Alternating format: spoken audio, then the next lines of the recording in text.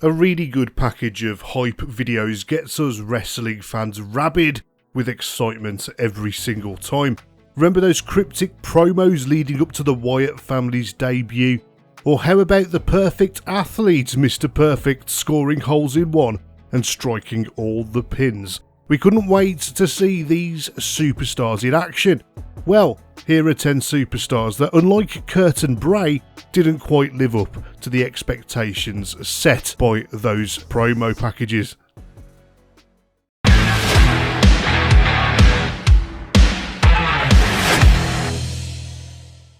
Speaking of Bray Wyatt, Mordecai would have been Bray Wyatt before Bray Wyatt. That's not my words, they're the words of Kevin Fertig, the man who played Mordecai for a short period in mid-2004. Mordecai's promo videos depicted Mordecai as a deranged religious extremist dressed in white who uttered the words "Hear me, fear me" at the end of every video. According to Fertig, Vince McMahon loved the gimmick and Mordecai was meant to go on to face The Undertaker at WrestleMania 21, and so he racked up wins on TV and even a win over Hardcore Holly on possibly the worst pay-per-view of all time, the Great American Bash 2004. Unfortunately, Fertig derailed his own push by getting into a bar fight. One lawsuit later and Vince canned the White Wizard for good. Fertig would come back later as Extreme Vampire Kevin Thorne on WWE's version of ECW, but it just wasn't the same. Nathan Jones was an impressive looking specimen, and he had an incredible history to back it up. He was a man who was genuinely incarcerated in one of Australia's toughest prisons for 7 years, thanks to taking part in 8 armed robberies, and it looked like he was going to murder you via your own TV screen. Considering his awesome look, it's surprising that WWE didn't really know what they were doing with Jones, as his original gimmick was that of a Hannibal Lecter type character. Jones ended up debuting as The Undertaker's mate and was scheduled to tag team with him at WrestleMania 19, taking on The Big Show and A-Train. We'll come back to A-Train a little bit later. At the last minute, the match was turned into a handicap match after Jones was attacked backstage and left laying. Perhaps WWE decided to swerve Jones due to his perceived lack of in-ring skills. Jones was sent back down to developmental for a few months, but WWE didn't entirely give up on the awesome Australian. He returned as one of Paul Heyman's proteges to join Brock Lesnar's team at the Survivor Series and was billed as the Colossus of Boggo Road, which is a pretty damn cool nickname. In the end, it was Jones who decided that the WWE road schedule wasn't for him, and on a tour of Australia, he literally just went home, never to be seen in WWE ever again. By late 2011, Brodus Clay had travelled a long road to get to Raw. He had spent several years in developmental and had briefly appeared on the main roster as Alberto Del Rio's bodyguard earlier in the year. However, in November 2011, Brodus geared up for a huge, proper debut. The vignettes that aired hyping up his debut as a powerhouse of a superstar, the fall of humanity, the monster underneath your bed, an unstoppable machine, or, his own words there, he was going to be a freight train of a superstar apparently, and we were all very excited to see what he could do. John Laurinaitis on TV continuously delayed Clay's debut by teasing his arrival and then backtracking week after week in an attempt to build anticipation. Imagine everyone's surprise then when the Funkasaurus Rex turned up, complete with dance moves, and Ernest the Cat Miller's WCW entrance theme. I was certainly calling my mama whenever Clay showed up on TV, just so I didn't have to watch this lame, embarrassing gimmick. I am unashamedly a fan of Matt Bloom, specifically his Attitude Era Prince Albert gimmick that ran amok on WWE Heat every week between 1999 and 2000 in matches against the likes of the Big Boss Man and Viscera. I honestly thought that he was an absolute beast of a wrestler, and his look was certainly unique at the time and fitted the Attitude Era perfectly. Fast forward to 2012 and the Attitude Era was long gone. Bloom had been away from WWE and working in Japan for 6 years before Vinnie Mac came calling once again. WWE wanted a new monster heel, and so vignettes played on Raw with close-ups of kanji written or tattooed on skin, the back of a bald head that we knew we'd seen somewhere before. The name Tensai appeared on the screen. That's when we realised Prince Albert was coming back. It was all rather lame as Tensai came to the ring dressed in a kimono and mask and read Japanese really badly during promo spots, in a thick American accent by the way, from a script. It wouldn't be long before he would end up in a tag team with the aforementioned Brodus Clay, surely the kiss of death for anyone's in-ring career. Haid Vanson was one of British wrestling's shining stars during its mid-2000s revival, and was tipped for big things in the US by everyone who set sights on him. At the time of Vanson's signing with WWE in 2008, he was part of the same tryout group as Sheamus, Wade Barrett and Drew McIntyre, but unfortunately for him, he was the one that would be quickly forgotten out of the group. It was the idea of movie star turned WWE writer Freddie Prinze Jr. that Vanson would be fast-tracked from developmental and straight into a main event feud with The Undertaker, culminating at WrestleMania 25. On the December 13th, 2008 episode of SmackDown, a promo aired. Vanson was convincing in delivering a speech about living in the shadows and all roads leading here, etc, etc, and the insinuation was Vanson was coming with a bunch of friends. Vanson uttered the line, "Your immortal power is all that I require," hinting towards The Undertaker himself, and it was all very intriguing. Fans speculated that this man might be a third brother to Kane and The Undertaker, even though he was British, and everyone looked forward to this character's next appearance. Fans would be waiting a long time as a second promo never came. It would remain a mystery for years, even to Vanson himself, as to why they decided to drop the story, as Shawn Michaels would go on to face The Undertaker at WrestleMania instead. Speculation was that Vince thought that the 5'11" Brit was too short to face The Undertaker. Shawn Michaels, The Undertaker's eventual opponent at WrestleMania, is 5'10" by the way. Freddie Prinze Jr. would later out Triple H as the culprit, who reportedly said to Vince that Hanson looked like the guy who cut his grass. That's coming from Triple H, everybody, the man that ran NXT, WWE's indie-style division, practically made for men that look like they empty my bins for a living. For the purposes of marketing to children, I understand why Rey Mysterio was their only masked luchador on the WWE roster for so long, but eventually the time came to try and replicate that success. Sin Cara would be Triple H's first major signing, as the man under the mask was the wildly popular luchador Mystico. From 2006 to 2011, Mystico was the top babyface wrestler in Mexico and a huge draw amongst fans there.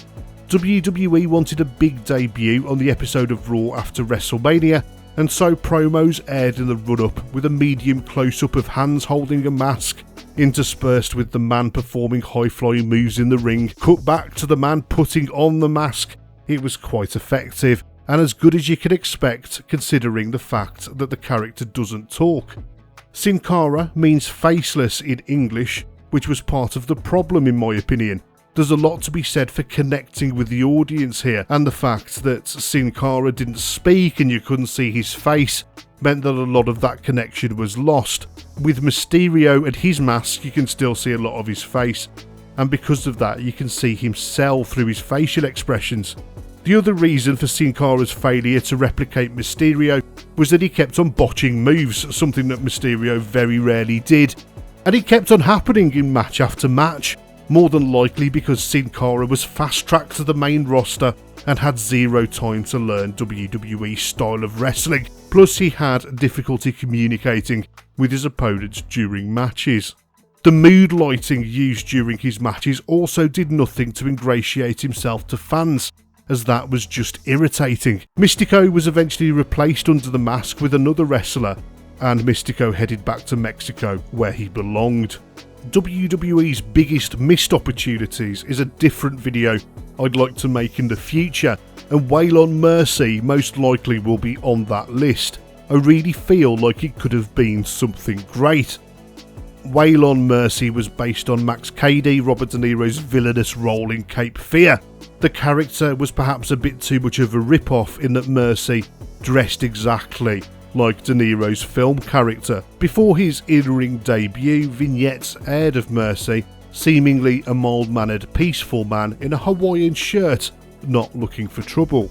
As the vignettes progressed, more sinister undertones emerged from the softly spoken, slightly odd southern gentleman. In the final vignette, the threatening undertones became more prominent, with Mercy proclaiming that lives are gonna be in Waylon Mercy's hands. He was almost poetic, and his promo delivery very much reminded me of Jake the Snake Roberts in his prime.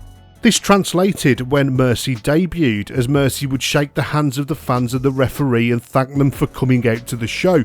But after the bell rang, the switch flipped and Mercy became a violent psychopath, with his finishing move being a sleeper hold applied by Mercy while he maintained a deranged expression. After the matches, Mercy reverted back to his softly spoken personality. For mid-90s WWE, it was one of the most nuanced characters on TV. Not that he had much of a competition there, with the likes of Trashman, Duke the Dumpster Droese and Plumber TL Hopper on the roster. Dan Spivey was the man behind the gimmick and he played it with incredible conviction, but unfortunately, he was beginning to break down physically by this point, and even though the gimmick sort of covered it, you could tell by his wrestling style that he was working hurt. It was too late in Spivey's career for Waylon Mercy to go anywhere. A real shame this one didn't debut half a decade earlier. It would have fit right in. Tennille Dashwood was the super fun, zany Emma in NXT between 2012 and 2014. She came to the ring doing a crazy dance that the fans loved to mimic, and she was very over. Like so many awesome NXT gimmicks around that time, I'm looking at you, Adam Rose, her wacky character didn't seem to translate on the main roster when she was called up in 2014. Emma spent just 1 year on the main roster. Unlike some NXT call-ups, her character remained unchanged, but on the bigger stage things seemed different. And so in 2015 she went back down to NXT and turned heel. And she did a really good job of it. It was a really successful rebrand for a change.